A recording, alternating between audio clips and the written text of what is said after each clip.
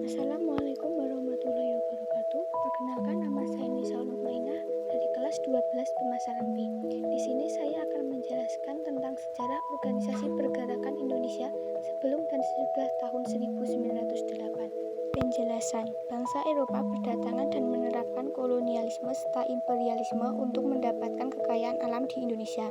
Sejak abad ke-17, sejak itu bangsa Indonesia tidak henti melakukan perlawanan guna meraih kemerdekaan dan mengusir penjajah. Dari tanah air, rakyat Indonesia menggunakan berbagai cara untuk mengusir penjajah, namun hingga 1908, usaha yang dilakukan masih terus menemui kegagalan. Di awal abad ke-20, mulai berkembang kesadaran nasional yang ditandai dengan lahirnya organisasi pergerakan nasional seperti Budi Utomo. Kelahiran organisasi pergerakan nasional ini turut menjadi salah satu perbedaan perjuangan sebelum dan sesudah tahun 1908. Organisasi Budi Utomo lahir pada 20 Mei 1908 di Sekolah Pendidikan Dr. Pribumi di Batavia Schoolboat Olympiadi van Ignatius Addison atau Stovia yang menjadi Fakultas Kedokteran Universitas Indonesia. Kelahiran Budi Utomo dijadikan titik awal pergerakan nasional karena mengubah bentuk dan pola perjuangan yang semula bersifat lokal menjadi nasional. Akhirnya setelah tahun 1908, Indonesia melakukan perubahan dalam perjuangan dan perlawanan meraih kemerdekaan.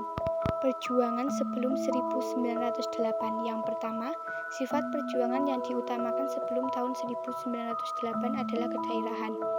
Yang dua, menggunakan senjata tradisional seperti bambu runcing, golok, dan senjata tradisional lainnya. Yang ketiga, perjuangan bangsa Indonesia sebelum tahun 1908 dipimpin oleh orang-orang yang dianggap berpengaruh seperti tokoh agama atau bangsawan. Yang ketiga, masih bersifat sporadis atau musiman. Yang kelima, bentuk perlawanan masih menggunakan fisik atau peperangan saja, belum lewat diplomasi.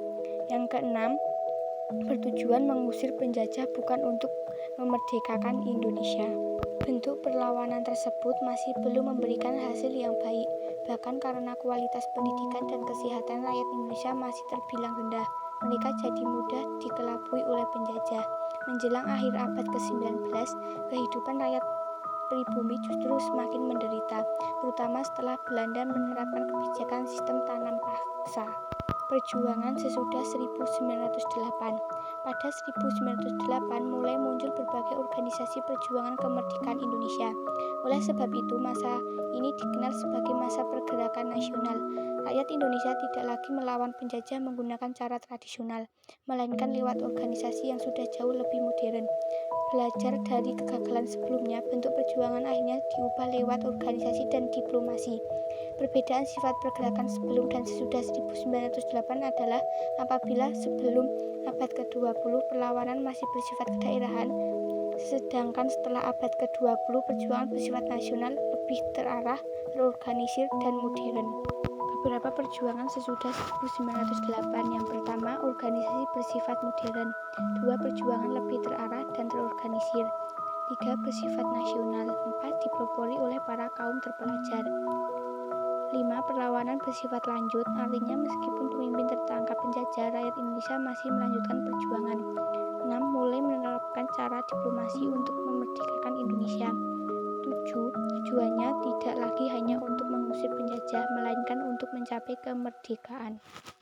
Pada masa pergerakan nasional ini, perjuangan Indonesia sudah jauh lebih teratur. Hal ini karena kualitas pendidikan sudah jauh lebih baik. Berbagai paham juga bermunculan, seperti nasionalisme dan patriotisme. Paham-paham ini kemudian melahirkan beragam organisasi nasional, yakni yang pertama Budi Utomo, yang kedua Syariat Islam, yang ketiga Indisci Party, yang keempat Perhimpunan Indonesia, yang kelima Indisket Sosial Demokratis Verein, yang keenam Partai Nasional Indonesia. Itulah penjelasan singkat dari saya. Apabila ada salah kata atau ucapan yang tidak tepat, saya mohon maaf. Saya akhiri. Wassalamualaikum warahmatullahi wabarakatuh.